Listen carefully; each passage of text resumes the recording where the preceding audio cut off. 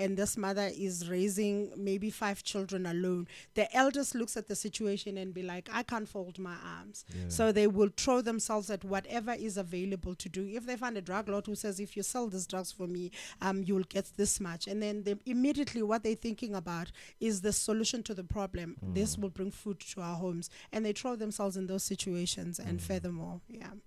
Thank you so much. Mr. JP, can I get your reactions from the commissioner's statement in what he mentioned when it comes to the crime in KZN, especially in Mkukundlovu and eThekwini district? You know, mentioning that out of 60,000, 57 is a black man. You know, he also mentioned that there are liquor outlets. You know, people are from the informal settlement. So I just want to get your reaction from that.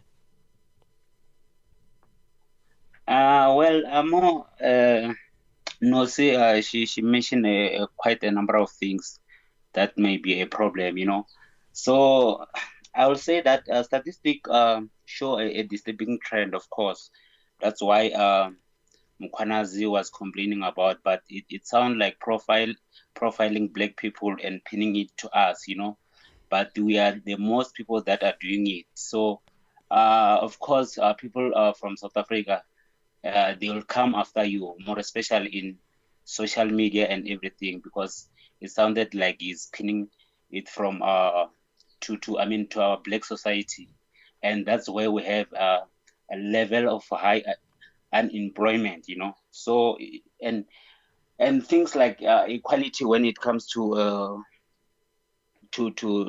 salaries and all that, and poverty is something that is giving us a problem. So, kids that are dropping out from school and alcohol outlets, unemployment, drug abuse, So it's one of those things that are going to give us more problems. So it shows that in our society we have a problem. So we need to face it. And he's saying that while he's a black man as well. So it shows that we have a problem. So we need to make sure that we look at ourselves and reflect in what he was saying. So it's one of those things that even if we can blame that he pin it to us, but in most cases I can tell we are doing the most than the other races. I mean, thank you with that. Looking at what he was saying in terms of they are going to find the problem, but I believe that we can also discuss, some of the problems that lead people into doing crime. Because first of all, when you talk about informal settlement, we know that we are talking about where there is people living below, the poverty line, so we know that there are a lot of people struggling in those places, and we can say that it is when they are trying to make means that now, as you said, that some of the people have to go out, and come try to find something so that they can have a better life. So right now here on my screen I have some highest crime index in Africa for 2024. So these are the cities from Africa. So we have on number one, we have Pietermaritzburg in South Africa. So let me just do this for you so that we can get a more glimpse, and so that you can see what I am speaking about. So I hope that is fine. So on number one, we have Pietermaritzburg in South Africa, which is at 82.5%.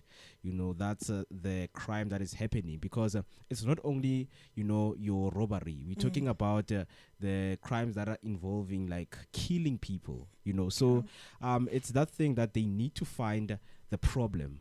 What is it that causes people to be angry in that manner, to your point that the crime that they do leads them to killing other people, to killing a fellow member, So we also have Pretoria in South Africa also is on 81.9%. Then you have Johannesburg, it's 80.8%. Durban is 80.6%. So the top five places, in the whole of Africa when it comes to the highest crime level.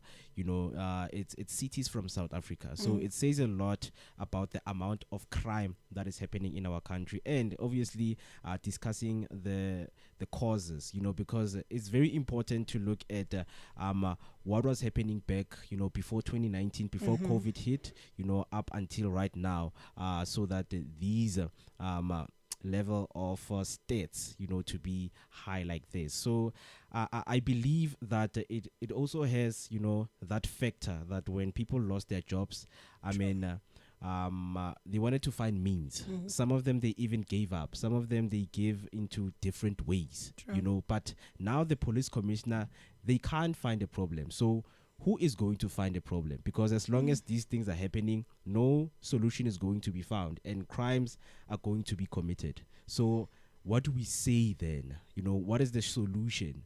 Because as much as the informal settlement, people are always going to continue, to do the crime. So I just want to know from you guys, in just short ways, if you were to, add some weights to what the commissioner said, what is it that you would add to make the situation more subtle?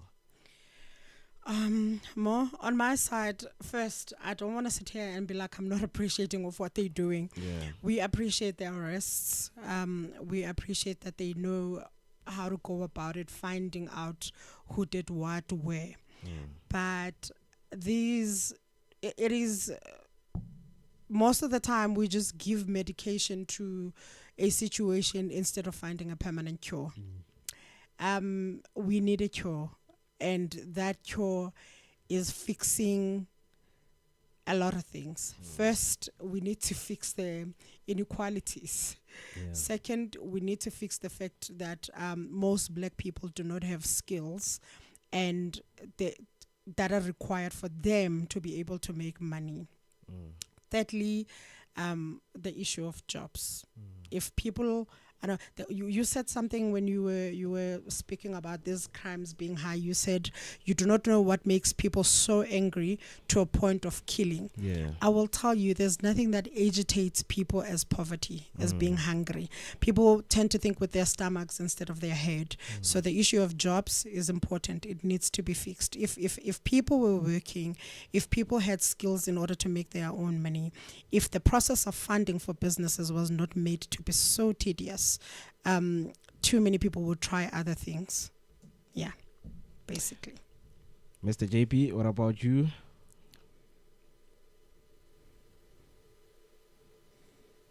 I'm sorry about that. Looking at our economy, it's survival of the fittest. There are a lot of things that are failing. More especially, people were trying to do business, people they were trying to sell on the street, but it goes to the circle that if you're selling in the street, people must be working so that they can buy from you and make a living. So, and people are unemployed. So it's one of those things that if there is a number of low percentage of people that are working, so people that are hungry, if they are more, they are going to harm those who are working, because they tend to do drugs, go out to the street and wait for those who are working so that they can take their phones, they can take their money and all that. So it's all about the cycle. So government need to be in touch in all areas, try their level best to create those jobs, to make sure that they keep the youth busy with a lot of stuff, to reduce these crimes and all that, and to try by all means that to take people back to school, so that they can be able to survive in this economy and have skills, that will make things better than the way it is right now. I mean, guys, I think we can argue and discuss, the dynamic linkages when it comes to poverty, inequality, that we can agree to say these things are the main benefiting factor for people to fall into crimes. But I think sometimes the stats somehow do not show us everything, because we have people who are from, who are raised well. Because I think this is also a psychological matter in which, you have to dive deep into the mind of the criminals. We know that we have the people who have done the most, wild crimes, in the history. So I so wanted to, quickly divert this discussion to say, why is it always that, when these people do crime, let's say especially black men, and then we are involving the informal settlement, we are involving the poverty. We know that, yes, poverty can make a man angry, but to a point of killing, what do we have to say with coming up with measures and coming up with solutions that are going to say these are the main benefiting factor most of the time? Because I think they always find the most common problem, because we are all going to understand when somebody comes and say because this person is hungry, that's why they did the crime, and then they will serve their time. But now there are some deep things that we do not know about, in which a normal policeman, cannot reach out to. True. So it's those things that what are efforts being made? Because the commissioner spoke that they will put 300 million to install cameras around Mgugundlovu and eThekwini. So okay, they are going to be cameras. So is that enough for solving the crime that is happening right now? Not at all. Not at all 100% solution, because when they say that more, it makes you look at them as people that are focusing only on catching the criminals. In their heads, I think they think if they catch them, then they minimize the crime. But that is not all that we should focus on. It goes back to what I said, that you can give there are two ways into healing a sick person. You can give a medication, or you can find a permanent cure. Currently, they're giving medication. They stabilizing the situation by saying, if we catch more criminals, we may be sending out a message that says, if you do it, we're going to catch you. But since when has that ever stopped anyone? Because people have been going to prison, staying for years, and it has never changed. We still continue to have crime, because everybody goes in thinking, I'm too smart, I can never be caught. It then means something else that is bigger than putting cameras needs to be done. Like you said, we need to look at the psychology of a man who goes to commit a crime. For some people, but nobody is born a killer more. For some people, is a result of the manner in which they grew up, or they experience some abuse in their various households, and then in turn that's how they react to situations. And the part about informal settlement, it is truly the saddest part, because anybody who stays in those areas, they have already been deemed as living below the line of poverty, and everybody is working hard to get out of that, one way or another. And also, you mentioned 2019 COVID. That also played a lot in this thing of us being a broke country, really, because if you had a business during that time, it died because people are not working. Like Mr. Jabu said, who's going to buy from your business if people are not working? Again, this process, I don't know if you've ever followed the process of trying to get a funding for anything, or getting your business plan submitted somewhere in order to get funding. They always make these requirements so super hard, and they'll be telling people that you need to go from A to B in order to get this. Sometimes people don't even have that money to go to A, B. You know what I mean?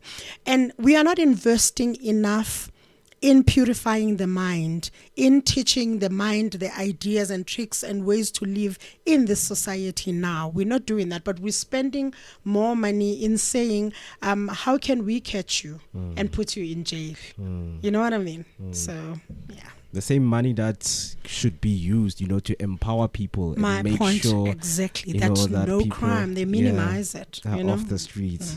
Mr. JP. I think crime becoming a norm. It's something that people do it without fear.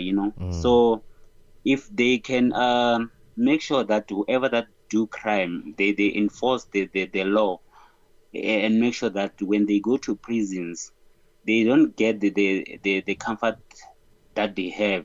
Because we've seen videos trending, of people that are doing crime, killing people out there and go to prison, and then they know they get breakfast, they get lunch. I mean they're comfortable.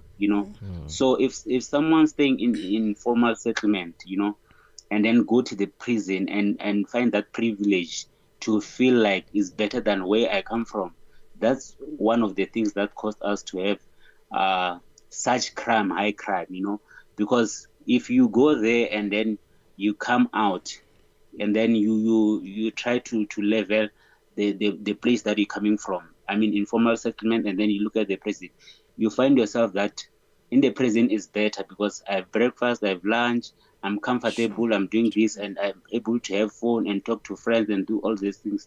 And they are in TikTok now if you see our prisoners.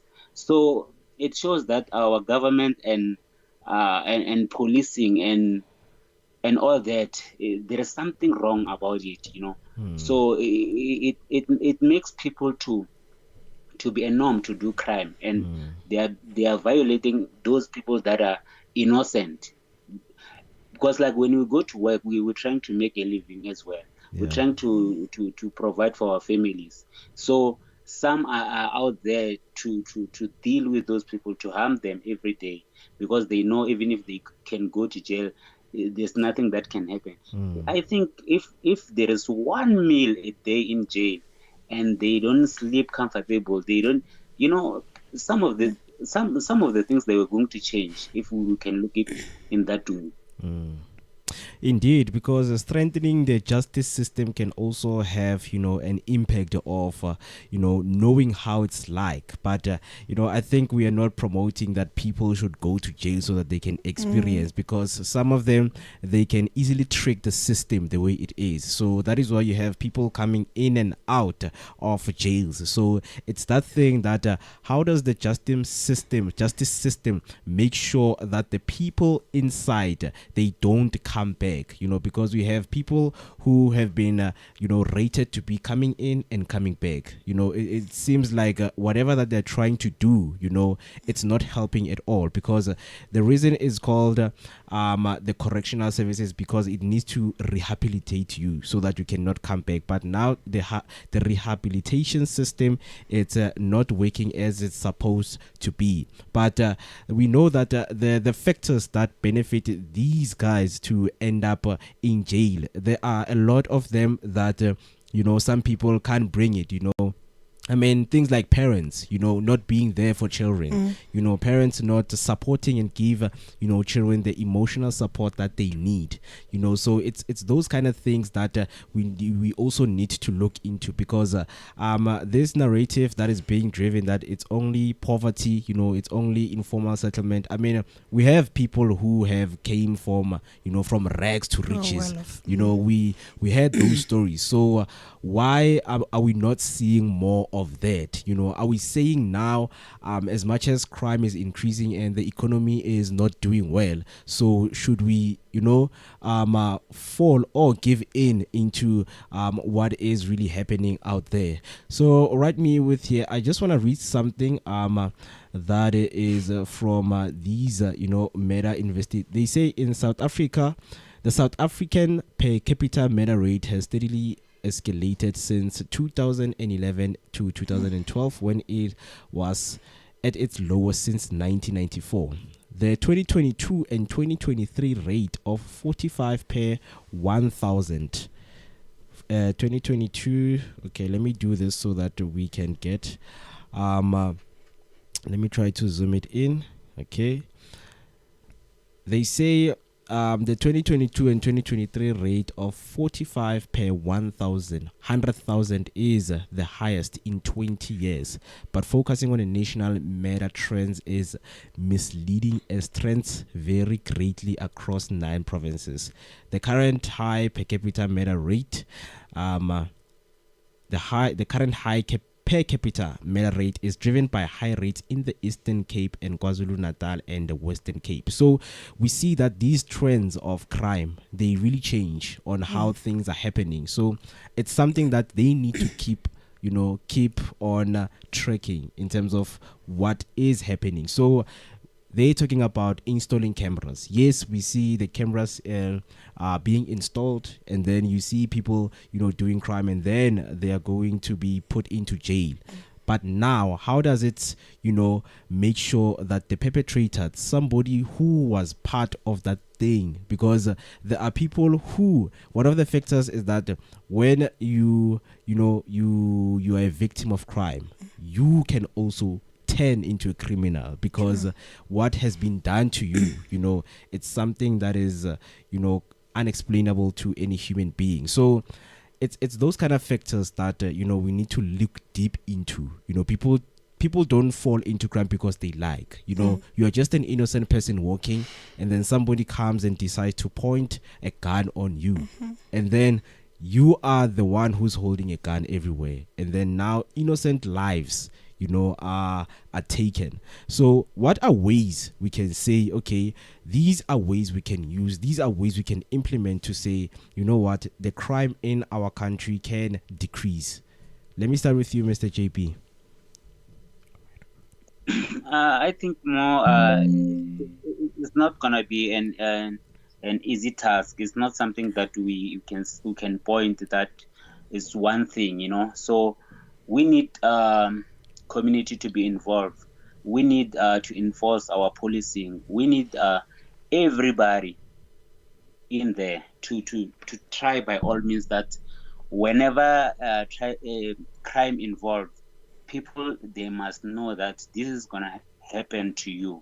So if for example, if we take community to organize that we don't need more crime in our area, so there will be people that will be helping police to fight with those crime.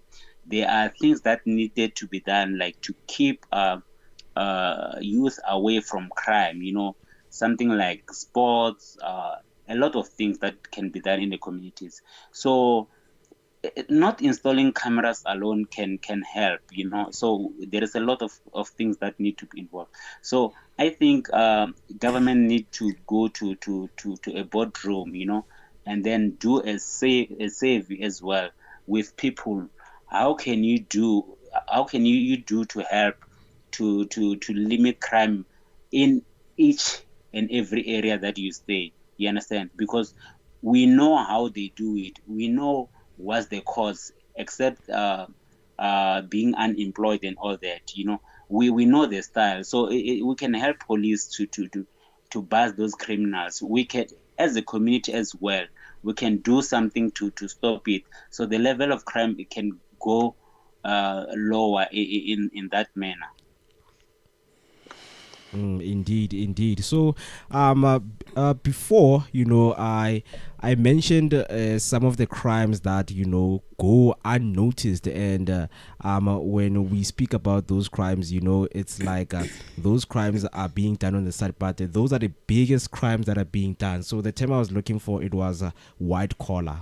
The white collar crime. So those are the crimes that involves your securities fraud, hearing that the companies have been defrauded, especially the insurance companies.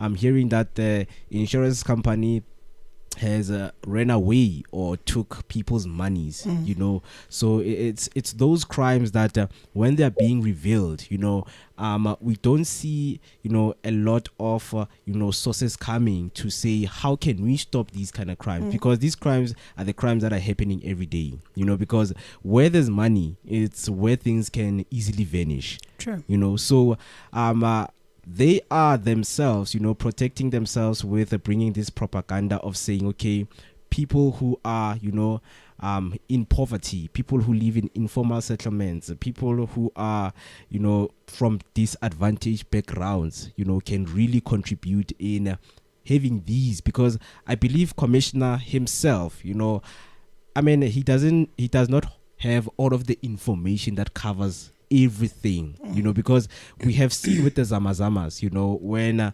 everything was traced, it was traced back to the people who used to own the mines back then, you know, because right now they can't, you know, use the mines because of the laws that have been put. So they use these people, and then in the states, when they see this is a black man committing, the state is going to say a black man is committing crime. But now, if I'm a white man sending a black man to do crime, I'm also doing crime myself. True. You know, so it's those kind of things that we want to hear about, you know, because these people are also sent, people who hijack cars most of the time, they are hired. Who are superior. Yes, they are hired. So it's those kind of things that we need to look into, because high profile individuals, you hear the case, it's dismissed. You know, the case just went away. So we also need to know for them what's the high benefiting factor for them to commit those crimes. You know, not looking at, you know, a black man who is suffering, who is from, you know, the township and trying to make life, you know, to make ends meet. You know, so I think it's some of the things that we need to look into. But now, how are we going to convince people that, you know, high profile people are really doing these crimes? I mean, I just want to ask you guys, which one of the high profile crime have you ever heard of?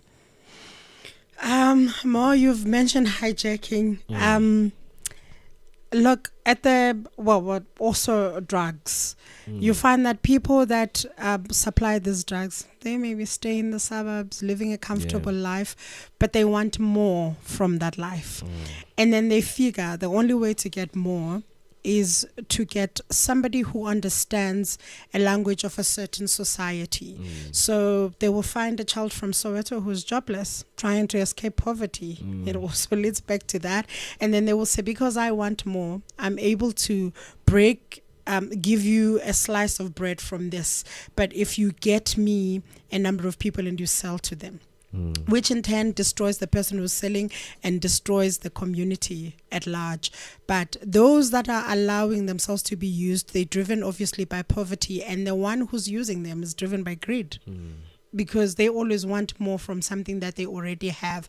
Say maybe this person had a good job and they lost it, but they went away with a lot of money.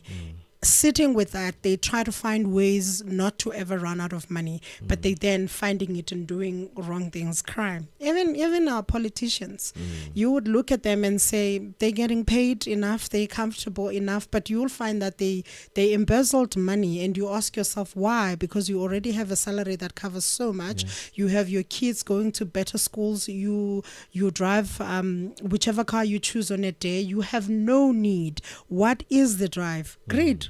It's people never getting enough and wanting more when they already have something in their hand, which in turn they use people who are in disadvantaged situations who are not going to say no, because they also want money.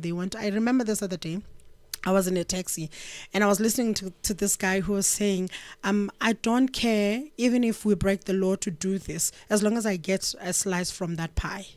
You know what I mean? So it's more like, I know this is not the right way to go about doing it, and they're not necessarily doing a right thing, but as long as I get something out of it. Mr. Jabu said something that was very, very, very crucial. Community. An example, I stay Mdeni. My house is right in front of his gang. For a very long time, people have been sneaking abantu dustbin to come and collect. People will sneak in the middle of the night and then they will throw lapayana ama dustbin wabo in front of his gang, and then I will have to be in an area that is smelly, unclean and whatever not. It took us complaining about it, the people of that street, and finding a way to say, should we find you, uzoqoqa? You know what I mean? And we will then fine you for having done that. And then people have seized that my area has been clean since. So if we can get community involved, but then again, you can't just wake up in the early hours of the morning and be a monitor. They will shoot you, you will die. They need to be mobilized, trained, given a stipend of some sort to say, we are opening a job opportunity for you. This is what you need to do to guard your community. And I have kids more. If I see this one, I've been missing money whenever this one child is around, I am going to use that child to guard my money. You know, why are we not using the same people that are suspected to be criminals of the community to be the ones that watch their community? Because chances are they're not going to be able to do it if they're getting something for making sure that it's not done. You know what I mean? And if one child is the troublesome, I'm saying, I'm leaving you today, make sure nobody fights in here. You know, that's the psychology of thing, a reverse psychology to say, I'm putting you in a superior position, and to make them think they're actually better than everybody because they've been elected, as to say, you're not going to tell them I'm taking this away from you. You know what I mean? So community needs to be involved, but they need to be mobilized. The very same suspects, they need to be used, to be given something. They have so much time in their hands. And again, with this thing, it's so painful more. This thing, the zamazamas. There is nobody that's so cruel as somebody who's in a privilege, because they never think about the life they're affecting. Leave drugs alone. They're already affecting people's children that have parents that are no longer able to control them. With the zamazamas, chances of dying in that thing, they are 99%, because they know those mines are closed. They were closed for the reason, and then they go and reopen them. Final statement on this matter in terms of what happens then when a person goes to jail. Now we've captured a criminal, you are now in jail. The processes of rehabilitation used to work because it was a new thing. People were still excited about it, but then they got comfortable in receiving just the money and not do the job. I believe, again, we have people that are willing outside. How about us normal people being given a funding to create centers that will upskill these people when they come out of prison, to say, you went in with nothing to do, but you coming out now, here is a place that can train you and give you skills so that you don't go back to the crime that you were in. Here is a place to equip you so that you're more acceptable to the society, because you are now never going to be seen the same way. But if we wash your mind and we give you these skills and we create an opportunity for you, you may not go back. They come out, nobody cares because they've served their time, only to go back again because nobody's doing anything about that. You know what I mean? So Thank you about that. Thank you with that. I mean, so Mr. JB, so before we go to concluding the show, I just want to hear from you your reaction when it comes to differentiating between the high profile crimes and the low profile crimes. What do you feel and how do you see it being handled in the same way that when this guy who is high profile should be treated as the guy who beat up a member of the CFP or the CPF? So I just want to get your reactions from that. What do you think about that? I think Nose was spot on in a number of issues. She highlighted a lot of things and cover a lot of things that we want to talk about or we're complaining about. Firstly, I would say that our country is really captured. So most of the high-profile people, they are taking advantage to people that are suffering out there. We can check the crimes like cash in transit. It's a dangerous thing to do.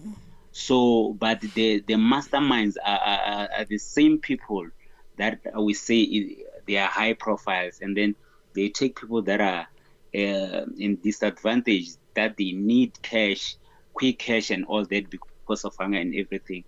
they involve them there, where there will be gunshot, people will be dying and all that. The other things that's happening that we don't take it into consideration. I think scammers, there are people that are wake up every day, try to do something, try to scam everyone, and some of the people, they are looking for jobs while you get scammed that you need to pay certain fee so that you can get a job, and you fall for that. I remember when we arrived here in Joburg, most of the youth, when we start looking for jobs in Joburg, there are a lot of people that are scamming people. There are certain buildings that I think even now they still exist. There are people that are scamming people, pay so much, and then you will get that because of desperation. You will find yourself in there. Some they get kidnapped. So it's one of the things that I said, that the country is captured. So that's where we need the high profile to back off a little bit and make sure that our people live freely in society, because when we're talking about the biggest crime, is those people that you can't even mention their names, or you can't think of. You understand?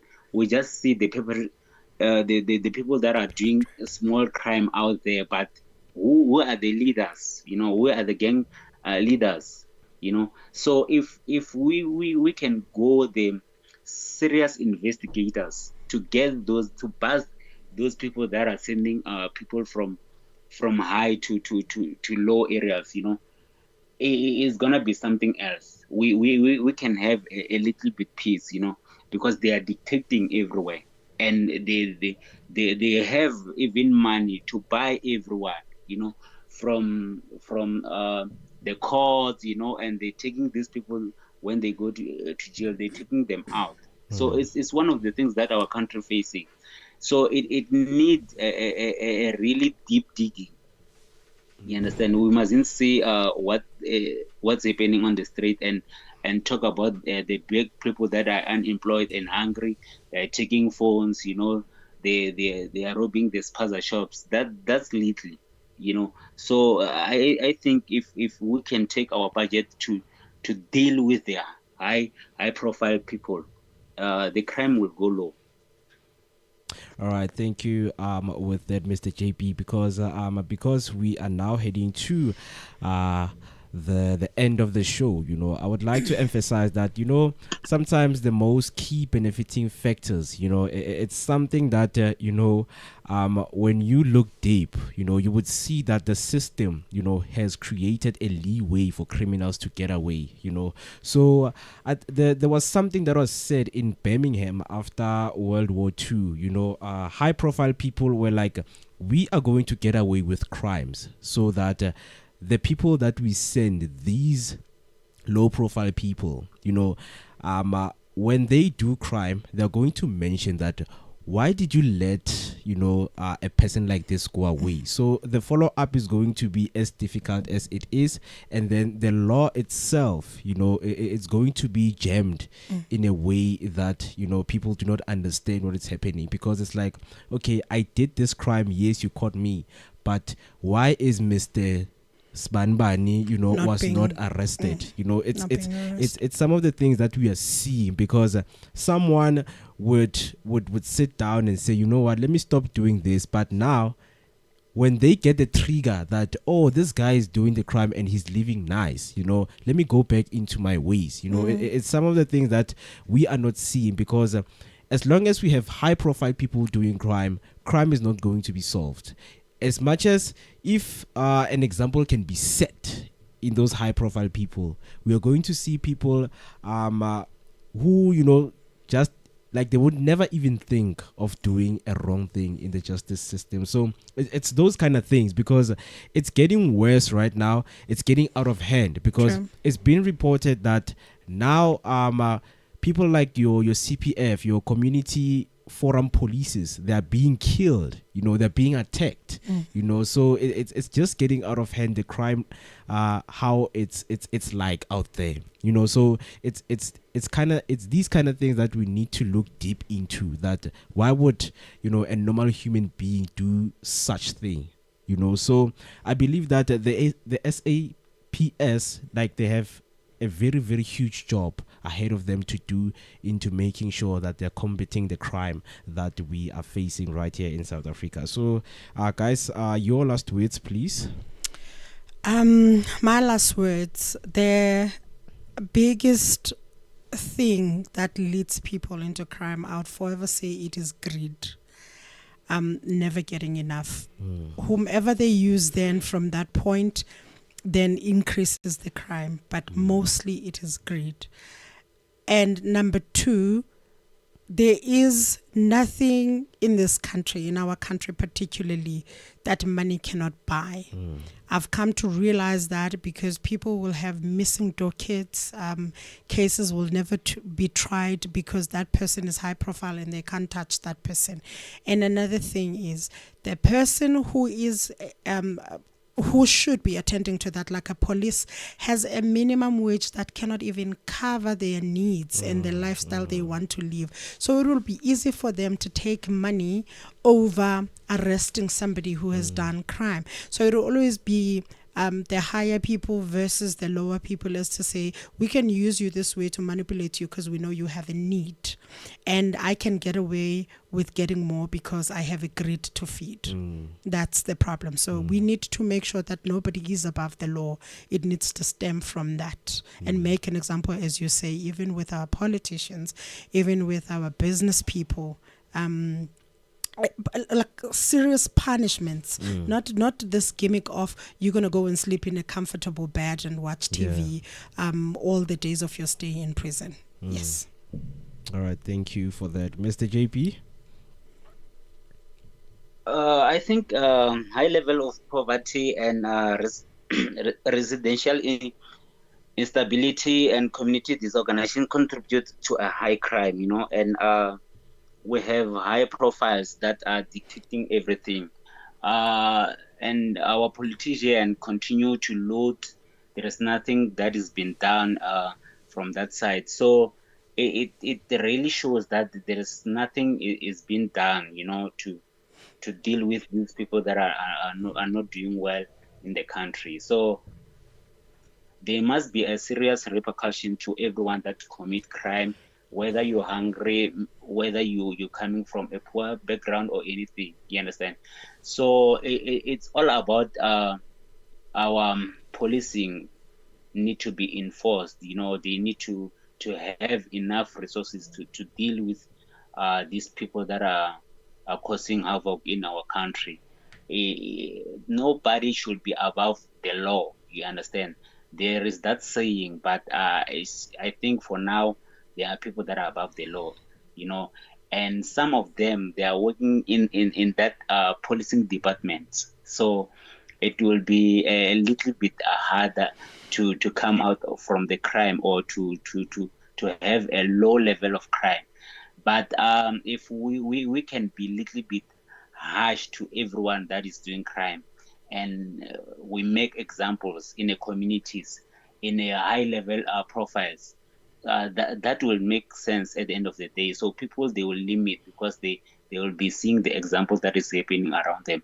So if there is nothing that is being done with the politician, the high profile, so people they will continue killing other people, knowing that I'll come out, I'll see what to do when I'm in there, I'll do the bribes and all that. So we need to run away from such things. And I think the other thing, if we can involve defense force, to work hand in hand with police, we can clean the country.